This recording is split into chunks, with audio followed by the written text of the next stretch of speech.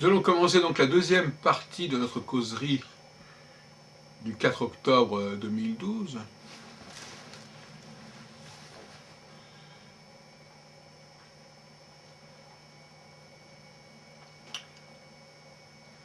Effectivement, je m'intéresse beaucoup à la question des langues aussi. Oui. Cette propreté, elle doit être une vigilance dès la naissance de l'enfant. Un enfant peut, très jeune, prendre de très mauvaises habitudes.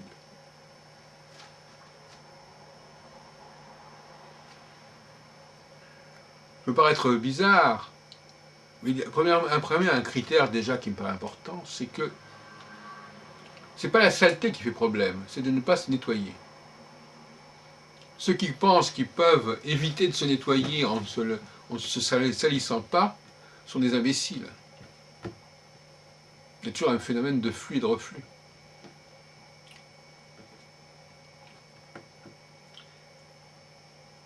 Il y a des choses qu'on prend et des choses qu'on rejette. Des choses qui viennent et des choses qui partent.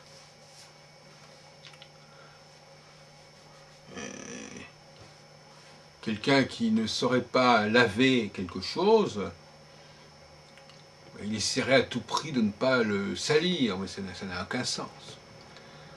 Quelqu'un qui ne saurait pas se laver et qui dirait « bah oui, moi je ne me salis pas ». On dirait « mais c'est un idiot ».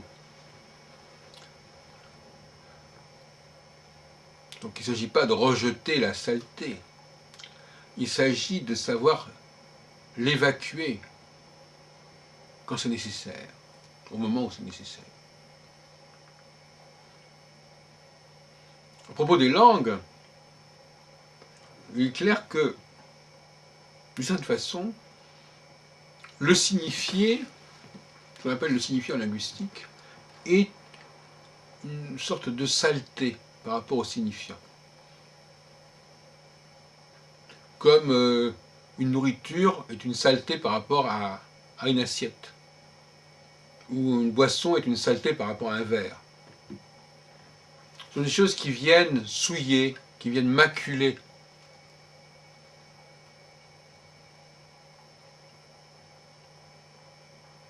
Qui viennent maculer les objets, mais qui viennent aussi maculer nos esprits, nos textes, nos traditions, qui viennent les perturber, qui viennent les dénaturer, qui viennent les couper de leurs racines, de leurs sources, de leur cohérence initiale.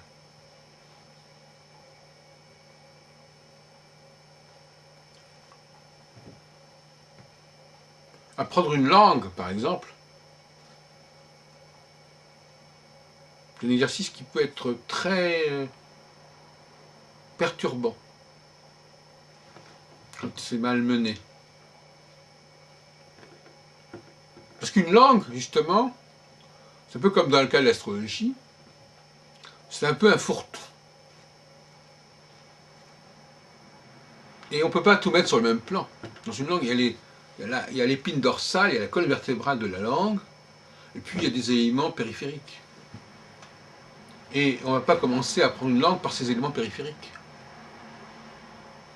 Et quelqu'un qui ne connaît pas une langue ne peut pas savoir comment aborder cette langue. Il ne va pas projeter ce qu'il sait d'une langue sur une autre langue.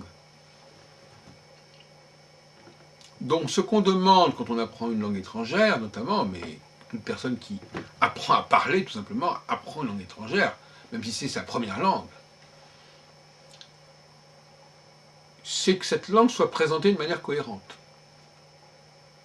C'est-à-dire qu'elle soit présentée de telle façon qu'il ne soit pas besoin de la charger de choses supplémentaires. Alors ça, c'est pas très clair dans l'esprit des gens.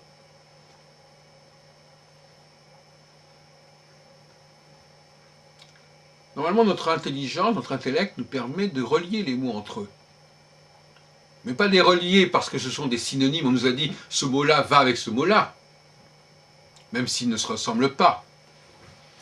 Relier les mots entre eux dans une certaine logique de similarité, justement. Par exemple, comprendre et surprendre. Et apprendre.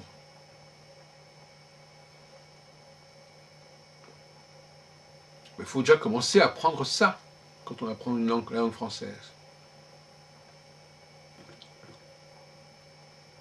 Comprendre pourquoi plusieurs mots qui comportent le mot prendre, tout en apportant des nuances particulières, ont un sens premier fondamental, qui est celui de prendre, d'attraper. Inversement, mettre, c'est poser quelque chose. Donc chaque racine de la langue correspond à des gestes particuliers. C'est très important de parler par geste. Et pas... Il y a des moments où il faut être dans le geste et non pas dans la parole. Et le langage n'est pas seulement de l'ordre de la parole. Les mots ne sont pas des choses qui se disent, c'est aussi des choses qui s'écrivent. Et d'une certaine manière, l'écriture est plus la chose essentielle du langage que la parole. La parole qui vient se surimposer à l'écriture, contrairement à ce qu'on croit. Les hommes ont certainement appris à utiliser des objets, à graver des objets sur des objets, avant de parler.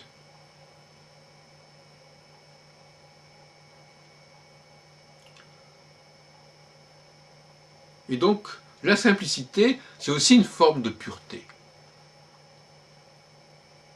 Ce qui est la complexité, c'est aussi une forme d'impureté, de saleté, de souillure. D'ailleurs, regardez par exemple les assiettes. Prenez 10 assiettes semblables. Vous mettez des produits dessus, des aliments dessus. Chaque assiette va se différencier. C'est ce qu'ont bien compris les artistes d'ailleurs. Il va y avoir des dessins qui vont se faire, des dessins de l'ordre de la saleté, de l'ordre des aliments qui ont laissé des traces.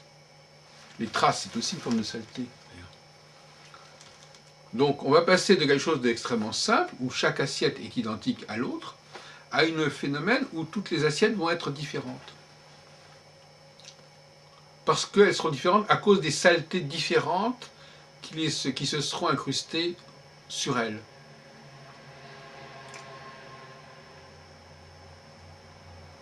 Ce qui nous différencie, ce sont souvent des saletés, en fait.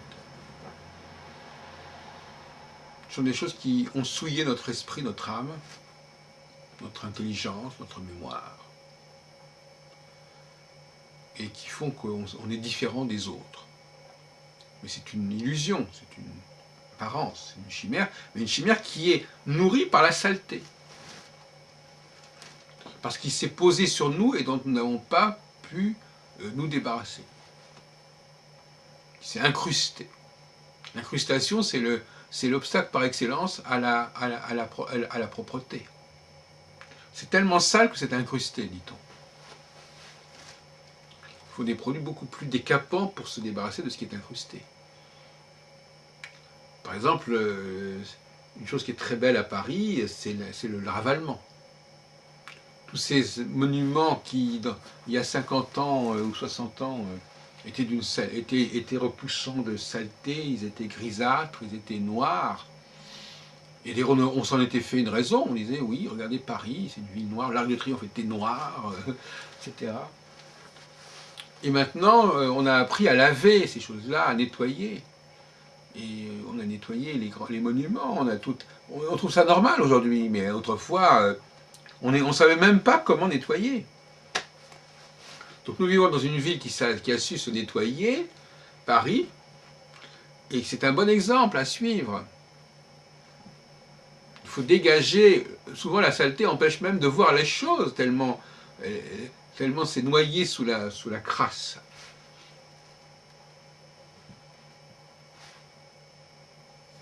Mais il y a des langues aussi qui sont crasseuses, qui sont impropres, qui sont sales. Parce que finalement, il y a une couche de saleté qui s'est mise par-dessus. Et qui fait que quand on vous apprenez cette langue, on vous dit, mais oui, mais il faut apprendre aussi les trucs qui se sont rajoutés, qui se sont surajoutés, qui se sont greffés, ce qu'on appelle les signifiés. Comment ça se prononce, comment ça se...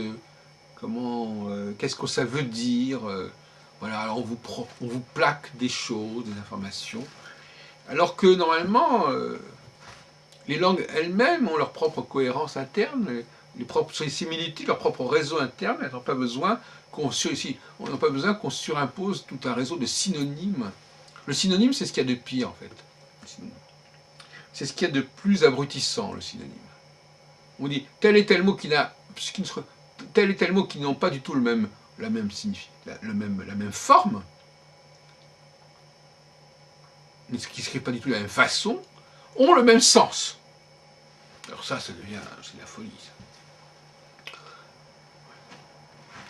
C'est pas comme ça qu'on forme l'intelligence des enfants, en tout cas. Que par la suite, évidemment, on apprenne, avec le temps, qu'un certain nombre de choses qui existent dans la langue. Oui, certes, mais c'est pas comme ça que ça commence. Bon, là, je m'éloigne un peu de l'astrologie, mais c'est toujours dans cette idée que l'astrologie ne peut exister que dans un monde où les gens ont un sens de la propreté. C'est une chose que j'ai bien découverte. Tant que la propreté n'existe pas dans le monde, l'astrologie ne peut pas se manifester correctement. L'impureté empêche l'astrologie d'être captée, d'apparaître, quelque part. Alors, je voudrais revenir un peu sur la notion de conscience. Il y a encore beaucoup de choses à apprendre au niveau de la conscience. Je pense que l'humanité a encore beaucoup de choses à apprendre, et donc par conséquent, ce qu'elle n'a pas appris, d'ailleurs on parle d'une ignorance crasse. C'est assez curieux. Ce que nous ne savons pas, c'est aussi une forme de saleté en fait. Parce que si nous ne le savons pas, c'est que nous ne voyons pas. Nous n'ouvrons pas les yeux.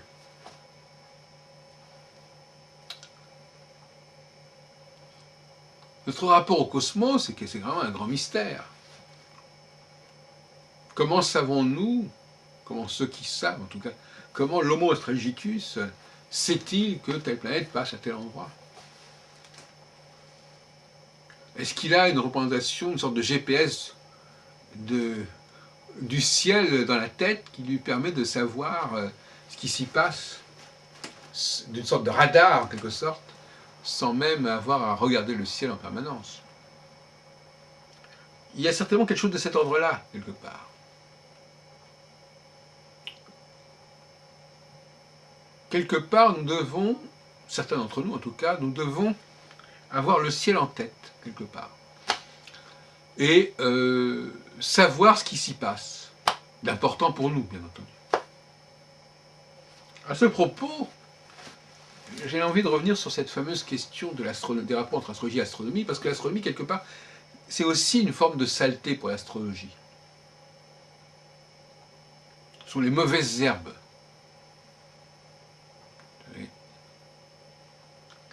C'est l'ivraie.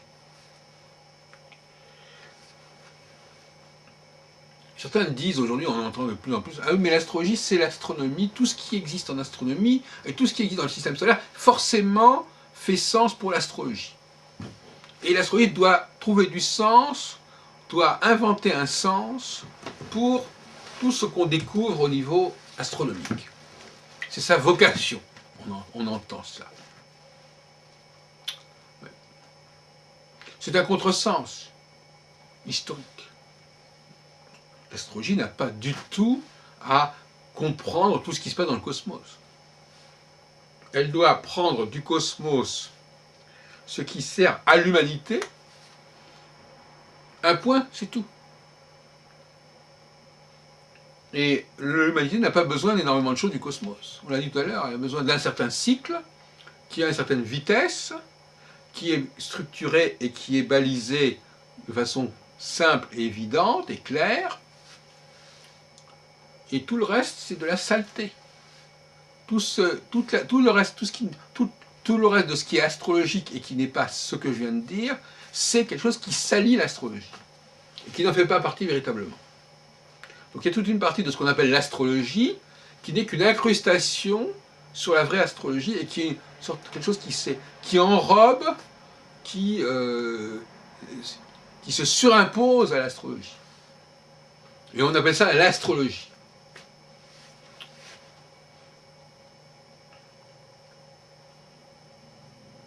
Donc, quelque part, nous captons malgré tout les configurations majeures que l'humanité elle-même a déterminées, a définies pour son usage collectif, et ça ne sert à rien d'en rajouter. Puisque l'astrologie n'a pas vocation à se servir de l'astronomie. Il faut revenir à une forme de logique monothéiste. Il y a un axe, il y a un cycle, ce cycle il est divisé d'une certaine façon, et il n'y a pas besoin de multiplier les planètes, et de prendre tous les planètes qui circulent. Même, non seulement il n'y a pas besoin du Uranus Neptune, mais même il n'y a pas besoin ni de Jupiter, ni de Mars, ni de Vénus. Saturne suffit. Saturne, l'astrologie saturnienne, c'est l'astrologie pure et dure, pure et simple. Le reste, c'est des trucs qui se sont rajoutés, ce sont des saletés. Il faut nettoyer tout ça. Donc quelqu'un qui est dans un chemin de purification, il faut aussi qu'il purifie les savoirs dont il se sert. C'est évident. Qu'il ait l'instinct de dire, tiens, ce savoir il est sale, je vais le nettoyer. Comme cette maison est sale, je vais la nettoyer. Comme cette cuisine est sale, je vais la nettoyer. Comme cette vaisselle est sale, je vais la nettoyer. Il faut faire la vaisselle, il faut faire la lessive. La lessive des savoirs, la lessive des langues, la lessive des textes, la lessive des traditions.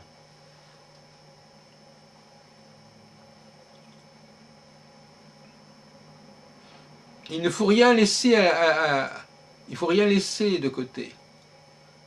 Parce qu'il y a des failles. Il ne faut rien renoncer à maîtriser et à contrôler. Il faut que notre obsession de la pureté soit en permanence, soit universelle. Constamment, qu'est-ce qui vient se surajouter? Qu'est-ce qui vient faire obstacle? Qu'est-ce qui vient faire écran? Qu'est-ce qui vient créer un film qui crée un cloisonnement? Donc constamment, il faut nettoyer, nettoyer, nettoyer, nettoyer, enlever, enlever, enlever. Et en même temps, comme je disais tout à l'heure, dans le précédent entretien, il ne faut pas refuser de salir. Ce n'est pas la saleté qui fait problème. Si je mange dans une assiette, je suis obligé de la salir, cette assiette. Le problème, c'est qu'il faut après la laver.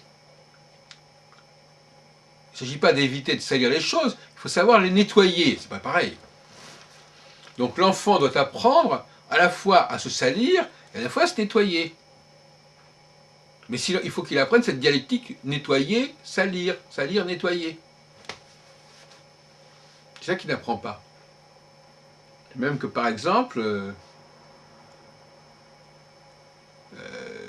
manger des fruits, ça peut être salissant. Le problème, c'est pas que les choses soient salissantes.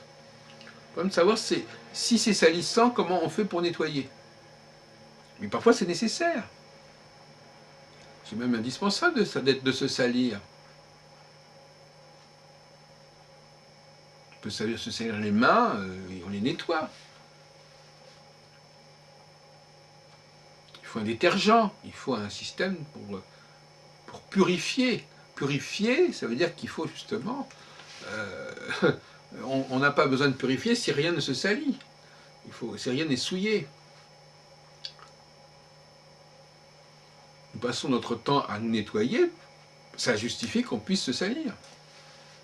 Qu'est-ce que c'est que ces gens qui ont peur de se salir, alors qu'ils ont peur de se salir, en même temps, ils ont toutes les techniques pour se nettoyer. C'est pas logique. Donc arrêtons d'empêcher les enfants de se salir. Il faut qu'ils se salissent et qu'on les nettoie, et qu'ils nettoient, ou qu'ils se nettoient, enfin peu importe. Parce que si c'est pour leur donner des choses non salissantes à manger, par exemple, c'est inacceptable. On leur donne de la sous-nourriture pour qu'ils ne se salissent pas. Au lieu de leur donner des pêches et des raisins, on va leur donner des gâteaux et des biscuits. C'est inacceptable. Parce que ça salit moins, etc. C'est aberrant d'entendre des choses pareilles. C'est très mauvais pour le corps.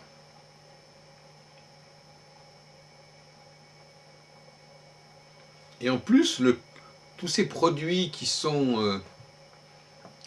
ce qu'il faut, c'est éviter de tromper nos perceptions, de berner nos perceptions. Souvent, on nous impose des apparences, des masques. Le masque, c'est aussi une forme de salissement. Si je mets quelque chose par-dessus, je salis. J'interfère. Même quelqu'un qui lit un texte, quelque part, il est dans une forme de salissure. Parce que ça n'est pas lui.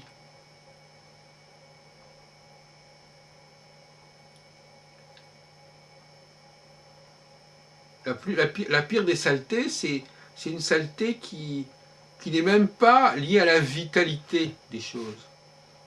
Par exemple, je ne sais pas, moi, le sperme, par exemple, c'est une souillure qui est liée à une vitalité, qui est liée à la vie. Donc c'est quelque chose qui est acceptable, même si après il faut se nettoyer.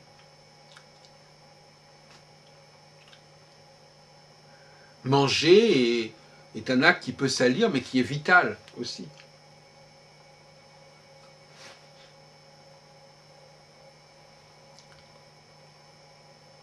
De la même façon, d'ailleurs, penser, on n'a pas forcément que des idées intéressantes quand on pense. Il faut aussi faire le tri. Faire le tri, c'est fondamental, le tri.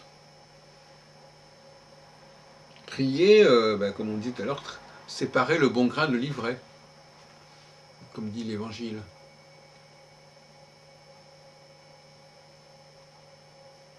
Alors je sais que la notion de pureté peut faire peur, la race pure, le sang pur, le sang impur, comme dirait la Marseillaise. Je ne sais pas très bien ce qu'elle veut dire par là, d'ailleurs. Et quelque part, oui, ce qui est hybride n'est pas forcément un idéal pour l'humanité.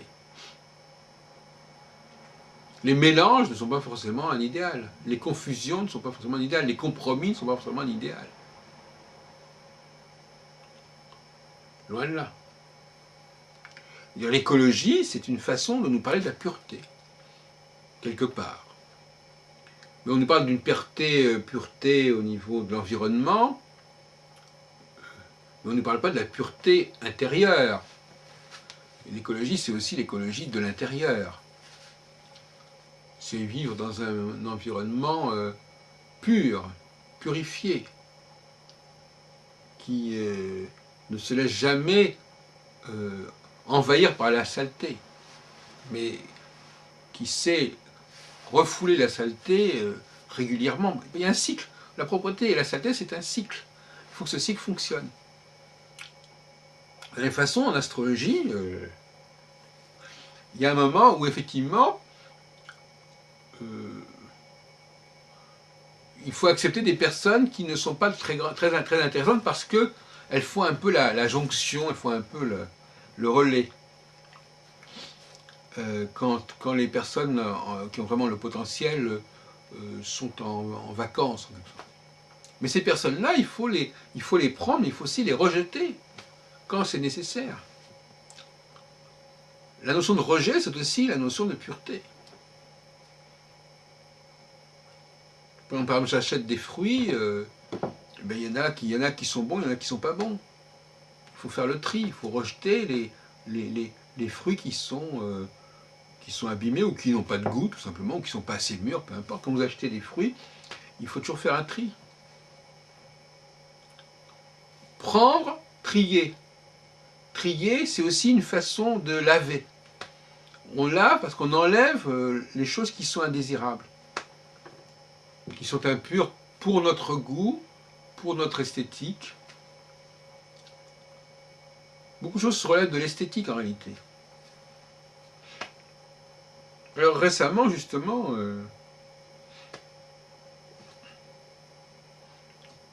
pour parler de la psychologie sensorielle, il semblerait que la vue soit un sens absolument majeur.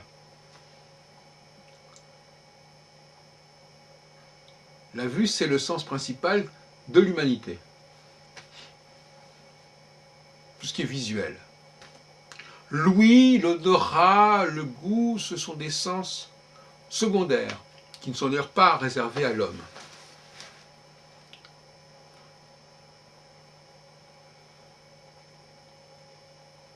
Il semblerait que l'homme ait construit son génie autour de la vue.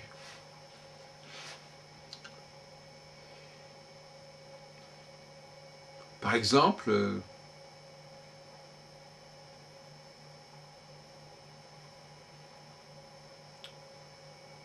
c'est comme je disais tout à l'heure, enfin dans le précédent entretien,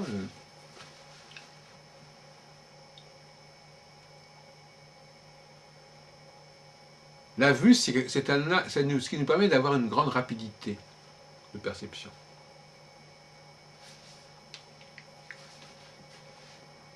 Celui qui a une rapidité de perception peut embrasser un champ très large.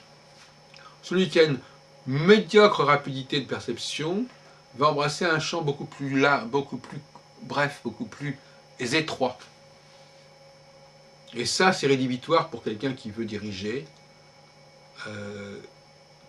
s'il n'a pas le coup d'œil, une approche panoramique du monde.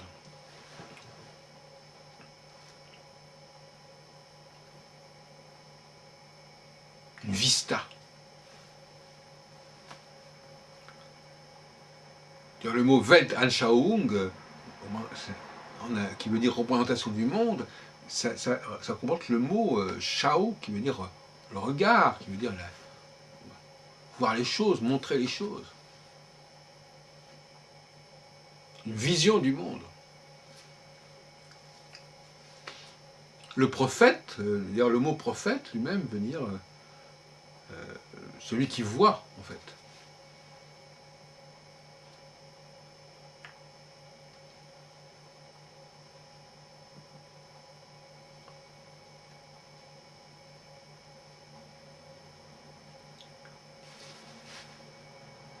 Nostradamus, effectivement, était un prophète, de certaine façon.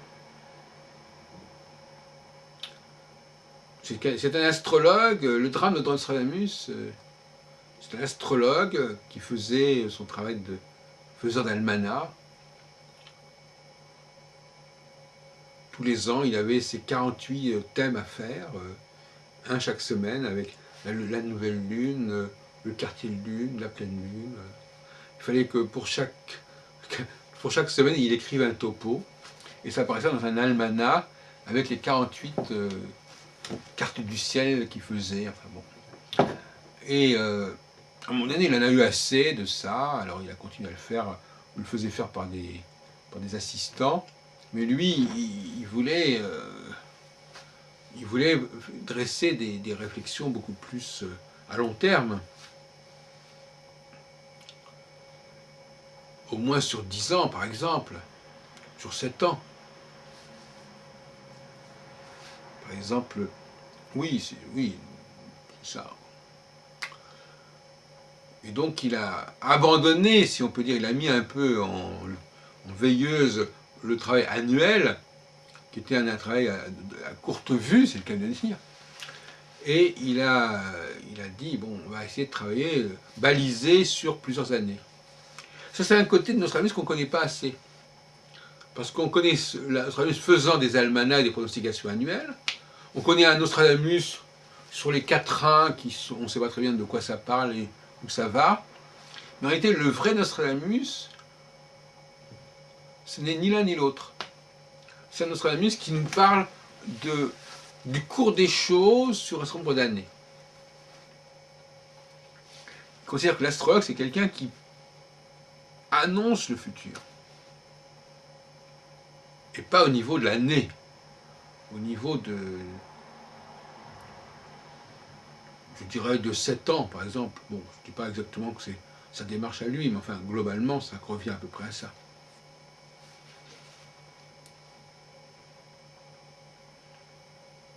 D'ailleurs, quand on travaille sur plusieurs années, on n'est plus dans le thème natal. On n'est plus en train de faire des cartes du ciel. On est dans une cyclicité. On dépasse le cadre de cette astronomie de position où on regarderait où sont les astres, quel rapport ont les astres entre eux à un moment donné. Ça, c'est une astrologie dont il faut se débarrasser. L'astrologie des thèmes natals, du thème astral, c'est une astrologie dont il faut se débarrasser, qui alourdit l'astrologie, qui parasite l'astrologie, qui pollue l'astrologie. On pourrait aussi parler de musique, n'est-ce pas?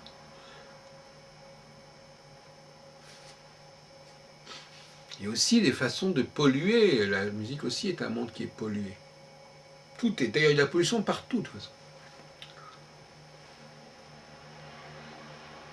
Quand quelqu'un est devant un instrument et au lieu de jouer avec cet instrument, avec sa propre énergie, il plaque des œuvres d'autres auteurs et d'autres siècles, c'est de la saleté aussi.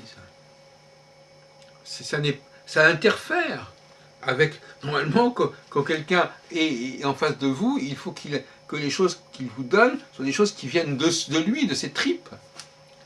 Pas des choses qu'il a appris à dire, ou comme ça, qu'il récite, ou qu'il raconte. Et puis à ce propos, l'homme n'est pas fait pour raconter sa vie, pour raconter ce qui lui est arrivé la veille, comme font beaucoup de femmes. Mais il est là pour parler de l'énergie qui est en lui, de cette énergie, de cette intelligence qui sourd en lui, qui jaillit en lui. C'est ça la vraie nourriture. Parce que tout est une question de nourriture en fait. D'ailleurs, je prenais l'exemple des assiettes, mais en fin de compte, nous sommes tous des assiettes et nous aimons qu'on nous donne des bonnes choses. Mais des bonnes choses, pas des choses trafiquées, pas des choses. Par exemple, des spaghettis bolognaises, c'est de la saleté. Le couscous, c'est de la saleté. La paella, c'est de la saleté. C'est-à-dire que c'est des produits. Alors, ça devient une saleté sublimée. On prend un produit, on rajoute une saleté par-dessus, on dit voilà, c'est un plat. C'est un plat. C'est la paella, c'est de la choucroute, c'est de la pizza. C'est-à-dire qu'en fin de compte, quand on y réfléchit bien, ce sont des produits sales.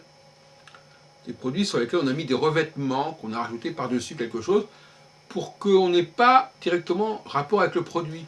Vous pensez bien qu'une bonne entrecôte n'a pas besoin qu'on rajoute autre chose, elle se suffit à elle-même.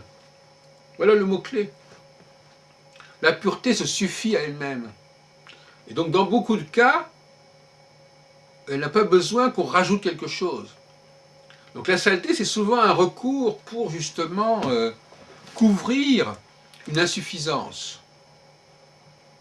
Un produit médiocre qu'on va consommer par économie, comme les céréales, la semoule, le riz, les pâtes, la pâte, les aubergines, les yaourts. Et ces produits, ils n'existent pas tels quels. Ils n'existent que parce qu'on on a rajouté de la viande hachée, on a rajouté de la sauce, on a rajouté des saucisses, on a rajouté je ne sais pas quoi. Hein, c'est comme le cassoulet avec ses horribles faillots, là, ces haricots blancs qu'on mange. Mais ce qui est amusant, c'est que ces produits qui sont des produits d'urgence, des produits quand il n'y a pas de quoi manger, quand les gens crèvent la faim, c'est devenu une sorte de qualité, c'est la grande cuisine. Les gens, ils ne sont même plus capables de vous servir des choses simples et bonnes, il faut que ce soit compliqué, donc il faut que ce soit sale. Parce que la complication, c'est la saleté. En fait. Une astrologie compliquée, c'est une astrologie sale. Une astrologie sale, c'est une astrologie compliquée. Une astrologie simple, c'est une astrologie pure. Voilà.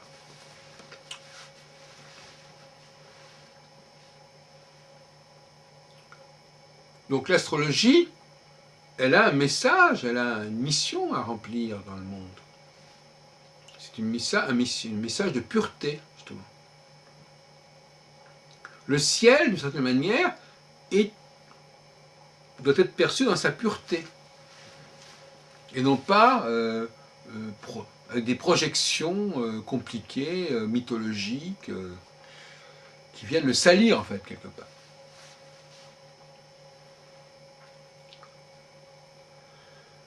Et puis quand on embrouille les choses aussi, on est dans la saleté. Quand on combine tout et n'importe quoi, c'est de la saleté aussi. Donc en conclusion, je dirais que je suis pour un certain nombre d'écologie, en fait. L'écologie est un mot important, mais il faut élargir ce qu'on entend par écologie. C'est une école de pureté, l'écologie. C'est un refus de la pollution. Le mot polluer est un mot qui est synonyme de saleté, de sale. Je crois que le monde du XXIe siècle sera un monde de l'écologie, mais dans un sens extrêmement large, de purification, de dépollution.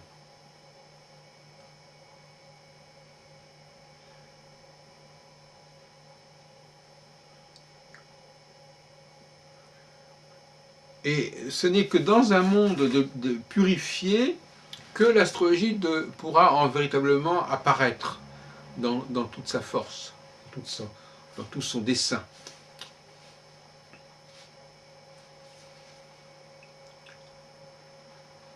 Et cette purification n'est possible qu'avec le temps, en fait.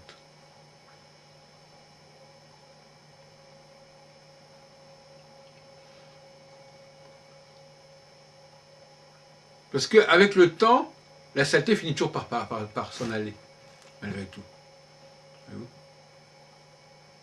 Donc avec le temps, la vérité ressort.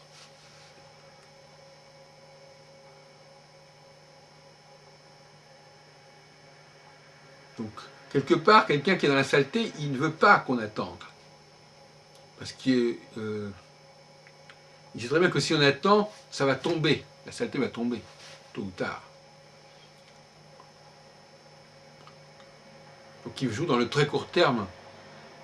Parce qu'il sait que la saleté ne tient pas. C'est comme si vous mettiez une couche de peinture par-dessus, ça ne tient pas. Et la couche de peinture, c'est une forme de saleté, bien évidemment.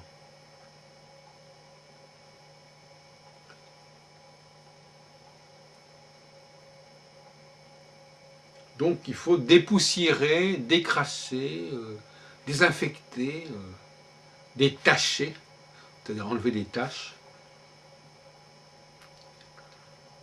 tout en acceptant, effectivement, de laisser les choses se salir, mais sans prendre cette saleté au sérieux, sans lui donner un statut autre que provisoire. C'est ce que font les sciences. Il y a toujours des choses de l'ordre du provisoire dans la vie. Même dans la recherche intellectuelle, même dans n'importe quel domaine, il y a des choses qui ne font que passer. Des hypothèses qui sont là pour très peu de temps. Et il ne faut pas les laisser s'installer. Bon, l'astrologie est caractérisée par une espèce de conservatisme incroyable. Elle est devenue une sorte de langage qui radote et qui ne se remet plus en question. Il va falloir attendre que ces personnes-là disparaissent pour laisser le champ libre avec d'autres personnes, parce qu'apparemment, on n'arrive pas à les évacuer. Évacuer, comme dirait, comme dans l'Évangile, on dit Jésus chasse les marchands du temple, mais c'est aussi ça, c'est une forme de saleté. On dégage, on débarrasse. Il y a vraiment un problème humain au niveau de l'astrologie, hein, évident. Il y a des personnes qui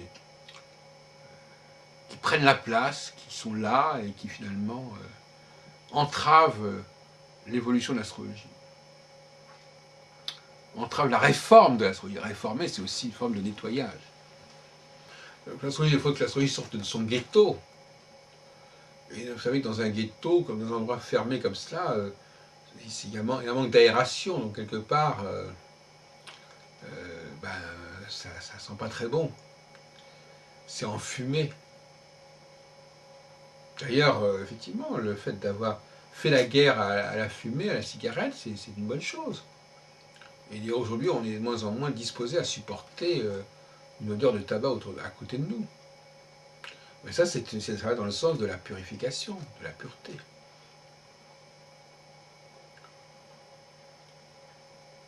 Mais ce qu'il faut bien comprendre, c'est que il y a des gens qui doivent être... il faut respecter les gens qui sont capables de nettoyer les choses.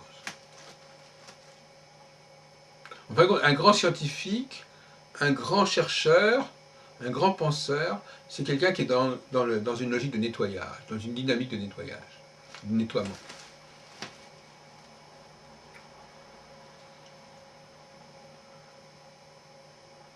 Malheureusement, il y a des produits pour nettoyer la vaisselle, pour nettoyer le linge, mais dans d'autres domaines, c'est plus compliqué. Nettoyer, par exemple, s'il fallait nettoyer l'astrologie, comment ferait-on? Est-ce qu'il y a un produit pour nettoyer l'astrologie? Non, ce nettoyage-là, il se fait par les êtres humains qui doivent être capables justement de faire avancer les choses. On revient à cette fameuse cyclicité astrologique. Ce qu'on attend des périodes fortes de l'astrologie, des périodes de conjonction de Saturne avec une hécatombe étoile fixe, justement cette idée de nettoyage. C'est-à-dire qu'il faut renouveler les choses, recommencer, et donc laver. Pour une assiette, un cycle de l'assiette, c'est elle se salit, on la lave. Voilà. Ou bien quelque chose meurt et ça renaît. Donc comme je disais, effectivement, on n'a pas le produit, mais certaines sociétés, certains milieux, ont une faculté de nettoyage beaucoup plus grande que d'autres. Par exemple, on sait que dans les milieux scientifiques, généralement, cette faculté de renouvellement, d'évacuation, marche beaucoup mieux que dans d'autres domaines comme l'astrologie. Dans l'astrologie, on est coincé, on est embourbé, on est encrassé, et à tel point que on a renoncé à s'en occuper. Enfin, donc la société a mis les astrologues dans leur ghetto, et puis ils font ce qu'ils veulent, hein, c'est une sorte de cours des miracles, on les oublie, alors qu'il faudrait s'en occuper, il faudrait faire le ménage. Faire le ménage, d'ailleurs, ça vient du mot manager, c'est le même mot que manager. Un manager, c'est quelqu'un qui sait faire le ménage, qui sait nettoyer, qui sait dépoussiérer, décrasser, évacuer, sans bloquer le processus dialectique de salir, nettoyer, bien entendu. C'est évident qu'il faut savoir nettoyer. Et celui qui sait nettoyer, il n'a pas peur de se salir.